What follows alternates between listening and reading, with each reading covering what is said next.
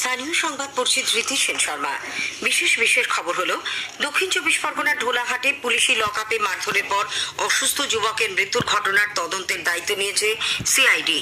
রাজ্যপাল সিভি আনন্দ বোস সম্পর্কে মুখ্যমন্ত্রী মমতা ব্যানার্জি অমর্যাদাকর কোনো মন্তব্য করতে পারবেন না বলে অন্তর্বর্তী নির্দেশ দিয়েছে কলকাতা হাইকোর্ট। সাম্প্রতিক উপনির্বাচনে জয়ী 4 বিধায়কের শপথ গ্রহণের জন্য পরিষদীয় দপ্তর রাজভবনে চিঠি পাঠিয়েছে।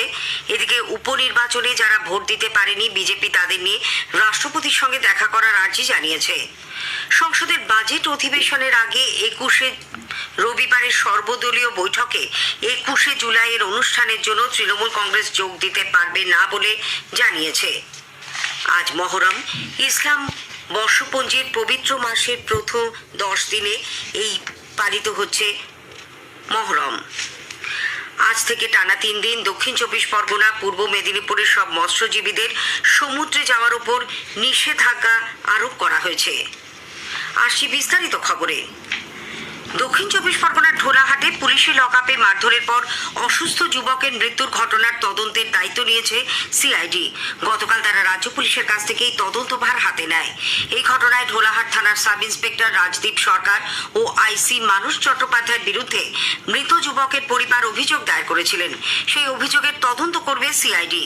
ইতিমধ্যেই সুন্দরবন পুলিশ জেলার তদন্তকারী অফিসারের থেকে সমস্ত নথিপত্র সংগ্রহ শুরু করেছে সিআইডির তদন্তকারী দল।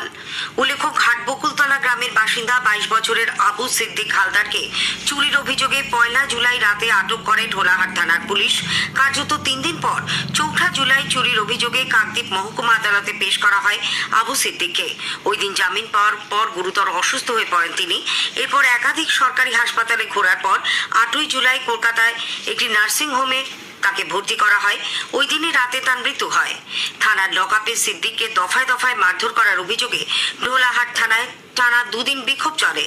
এরই মধ্যে তার পরিবার কলকাতা হাইকোর্টের দ্বারস্থ হয়।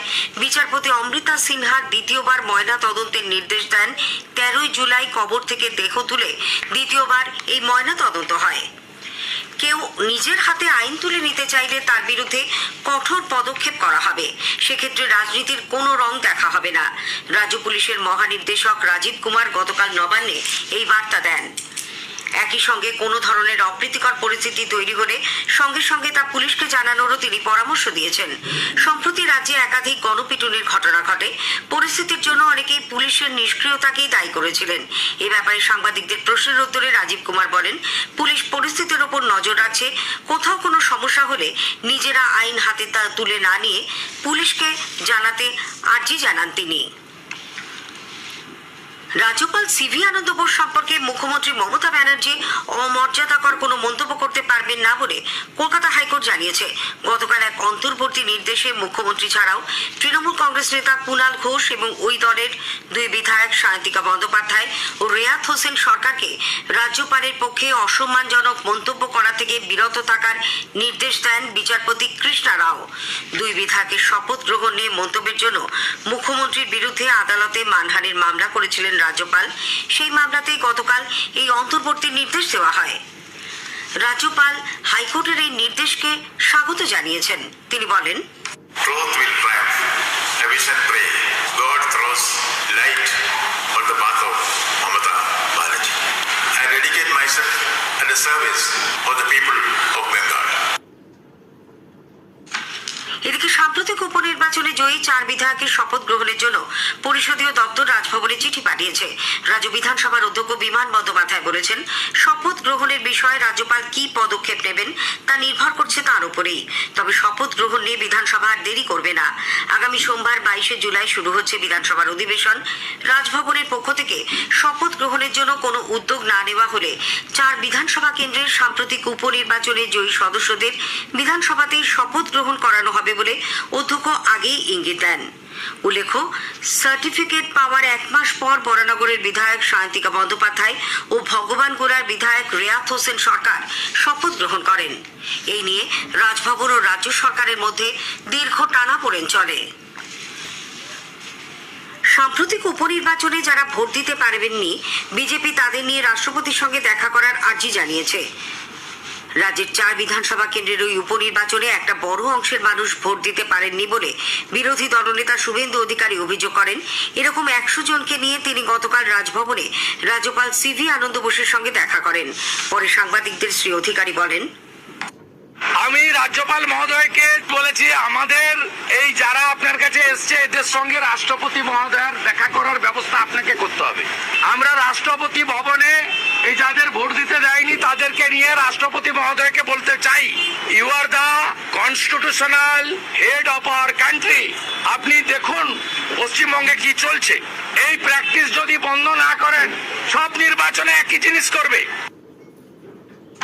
একই সঙ্গে জাতীয় নির্বাচন কমিশনেও এই ভোটদাতাদের নিয়ে দেখা করার জন্য চিঠি দিয়েছেন বিরোধী দলনেতা। সংসদের বাজেট অধিবেশনের আগে রবিবার সর্বদলীয় বৈঠক ডেকেছে সরকার। বৈঠকে সংসদের উভয় কক্ষের কাজকর্ম সুষ্ঠুভাবে পরিচালনার জন্য সব রাজনৈতিক দলের সহযোগিতা চাওয়া হবে। এ মাসের 22 তারিখ থেকে আগামী মাসের 12 তারিখ পর্যন্ত এই বাজেট অধিবেশন চলবে। বাজেট পেশ করা হবে 23শে জুলাই। নরেন্দ্র মোদী সরকারের তৃতীয় মেয়াদে এটি হবে প্রথম বাজেট। এদিকে আগামী রবিবার কলকাতায় 21শে জুলাইয়ের অনুষ্ঠানে ব্যস্ত থাকার জন্য নতুন দিল্লিতে ওই সর্বদলীয় বৈঠকে তৃণমূল কংগ্রেস সাংসদরা উপস্থিত থাকতে পারবেন না বলে জানিয়ে দিয়েছেন।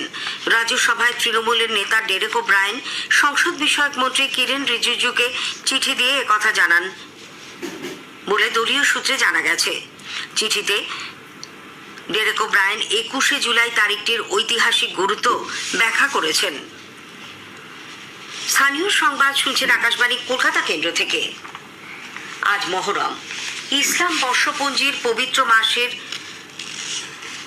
এই 10 দিনে পালিত হবে মহরম।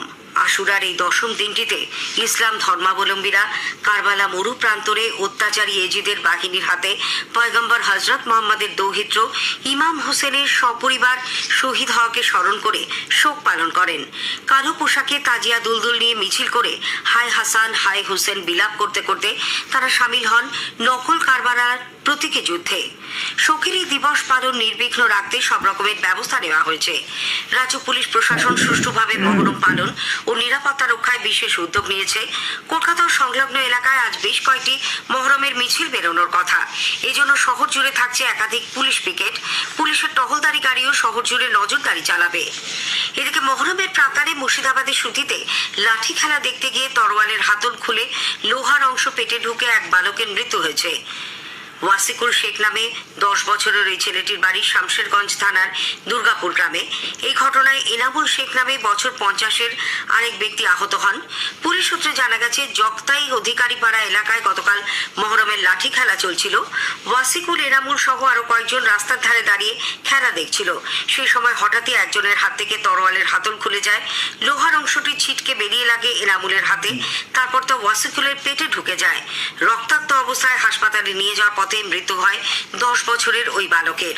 ঘটনার তদন্ত চলছে। রাজ্য সরকার আজ থেকে টানা 3 দিন অর্থাৎ 19শে জুলাই পর্যন্ত দক্ষিণ 24 পরগনা ও পূর্ব মেদিনীপুরের সব মৎস্যজীবীকে সমুদ্রে যাওয়ার উপর নিষেধাজ্ঞা আরোপ করেছে। এই 3 দিন প্রতিরক্ষা গবেষণা উন্নয়ন পর্ষদ DRDO এ রাজ্যের জুনপুর থেকে ক্ষেপণাস্ত্র মহড়া দেবে। আকাশপথে চলবে ওই মহড়া। এর ফলে যে কোনো রকম দুর্ঘটনার আশঙ্কা থাকে, সে কারণেই এই নিষেধাজ্ঞা বলে জানা গেছে। এই মহড়ার জন্য প্রতিবেশী রাজ্য ওড়িশা উপকূলের সমুদ্রেও যেতে নিষেধ করা হয়েছে মৎস্যজীবীদের। এদিকে রাজ্য সরকারের মৎস্য দপ্তরের পক্ষ থেকে দক্ষিণ 24 পরগনা ও পূর্ব মেদিনীপুরের জেলা প্রশাসনের কাছে এই নির্দেশনামা পৌঁছানোর পর সরকারিভাবে সব মৎস্যজীবী সংগঠনকে তা জানিয়ে দেওয়া হয়েছে। এখন ইলিশ ধরার ভরা মৌসুম চলেছে। তারই মধ্যে নির্দেশ পেয়ে সামুদ্রিক ট্রলার ফিরে এসেছে ঘাটগুলিতে। আজ পয়লা শ্রাবণ। এই উপলক্ষে হুগলির তারকেশ্বরে আজই সূচনা হচ্ছে শ্রাবণী মেলার। শ্রাবণী মেলা উপলক্ষে দেশ বিদেশের বহু ভক্ত পুণ্যার্থী রাজ্যের নানান প্রান্ত থেকে এসে তারকেশ্বরের মন্দিরে বাবা তারকনাথের পুজো দেবেন। মেলা উপলক্ষে ভক্ত পুণ্যার্থীদের সুবিধার্থে ভিড় সামাল দিতে অতিরিক্ত স্পেশাল ট্রেন চালানো হবে বলে পূর্ব রেলের তরফে জানানো হয়েছে। সোশ্যাল মিডিয়ায় জমির বিজ্ঞাপন দিয়ে প্রতারণা চক্রের মূল পান্ডা সহ 4 জনকে গ্রেপ্তার করেছে এই অভিযোগে উত্তর 24 পরগনার অশোকনগর থানার পুলিশ। হালি শহরের এক ব্যক্তির কাছ থেকে 7 লক্ষ টাকা হাতিয়ে নেওয়ার অভিযোগের তদন্তে নেমে ওই 4 জনকে গ্রেপ্তার করা হয়। পঞ্চায়েত অফিসে সাধারণ সভা চলাকালীন টেন্ডার নিয়ে আইএসএফ ও তৃণমূল কংগ্রেসের পঞ্চায়েত সদস্য ও কর্মীদের মধ্যে হাতাহাতিতে উত্তপ্ত হল উত্তর 24 পরগনার দেগঙ্গার সোহাই শেতপুর গ্রাম পঞ্চায়েত। এই ঘটনায় তৃণমূল কংগ্রেস ও আইএসএফ একে অপরের বিরুদ্ধে অভিযোগ করেছে। দেগঙ্গা থানার পুলিশ গিয়ে পরে পরিস্থিতি নিয়ন্ত্রণে আনে। দক্ষিণ 24 পরগনার জয়নগরে গত সন্ধ্যায় বাইকের ধাক্কায় সপ্তম শ্রেণীর এক ছাত্রের মৃত্যুর ঘটনায় ব্যাপক উত্তেজনা ছড়ায়।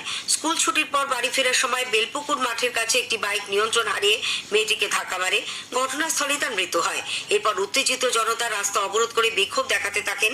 পুলিশ এসে উদ্ধার করতে গেলে জনতা পুলিশ খণ্ডযুদ্ধ বেঁধে যায়। উত্তেজিত জনতাকে ছত্রভঙ্গ করতে পুলিশ লাঠিচার্জ ও কয়েক রাউন্ড কাঁদানে গ্যাস নিক্ষেপ করে। স্থানীয় সংবাদ শেষ হলো।